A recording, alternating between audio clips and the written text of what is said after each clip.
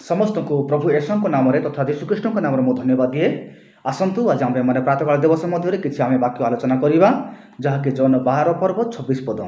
आज आमर टपिक अच्छी जे सेवा कार्य करे से प्रभुंकर बा पितांकर से सम्मान पाए, किंतु आज आम कहार सम्मान पाऊँ आम से विषय में आज बाइबल रू किसी आम शिखा। तो मुझे पढ़ाऊँ आपण मैंने मो संगे देखिए।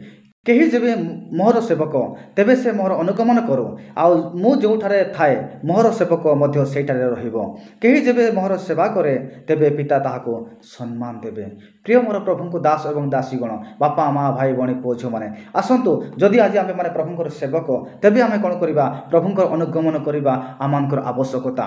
कहीं वाक्य आमको कहूँ जदि आम तांकर सेवक तेबे तांकर अनुगमन करवा मध्य आमनकर कर्तव्य। आउ प्रभुंकर वाक्य कहे आउ मु जोठारे थाए मोहर सेवक मध्य सेहिटार रहे। कहीं सही सेवक जो सेवक कि प्रभुंकर सेवा कार्य करे, जो सेविका प्रभुंकर सेवा कार्य करे, से सेवक एवं सेविका प्रभुंक सहित मध्य लगी रहिबा कर्तव्य।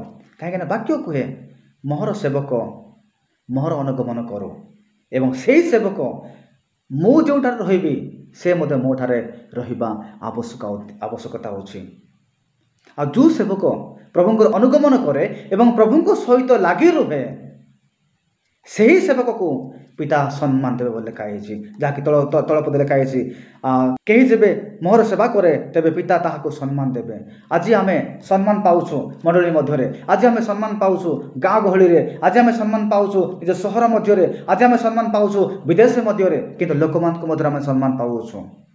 किंतु वाक्य कौन कहे जे प्रभुंकर सेवा कार्य करे, जे प्रभु को अनुगमन करे, जे प्रभु सहित लगे रुहे पिता ताको सम्मान देवे। प्रिय मंडल आसतु आज आम लोक सम्मान पाइबा निमंते नुह, गाँ गली सम्मान पाइबा निमंते नुह, आमर सहर बजार मान सम्मान पाइबा निमंते नुह, विदेशी लोक सम्मान पाइबा निमंते नुह, मात्र परमेश्वर से पिता सम्मान पाइबा निमंते आज आमको प्रभुंकर सेवा कार्य करने आवश्यकता अच्छी। आसतु आम सत्य एवं आत्मार प्रभुंकर सेवा कार्य करवा एवं आम ताहांक सहित आम अनुगमन करवा, ताहांकर पादे पादे आम अनुगमन करवा एवं ताहांक सहित आम लगी रहिबा एवं ताहांक निमंते आम व्यवहार हेबा। आसतु आज आम छोट वाक्य आम जेपरि ताहांक सहित आम लगी रहिबा तेणुक आमर मन प्राण आत्मा दे आम ताहांक सेवा करने सहित सहित ताहांकर अनुगमन करवा। प्रभु ये अल्प वाक्य प्रति आमको बुझीबारे एवं शिखिबारे हमको साहाय्य करंतु।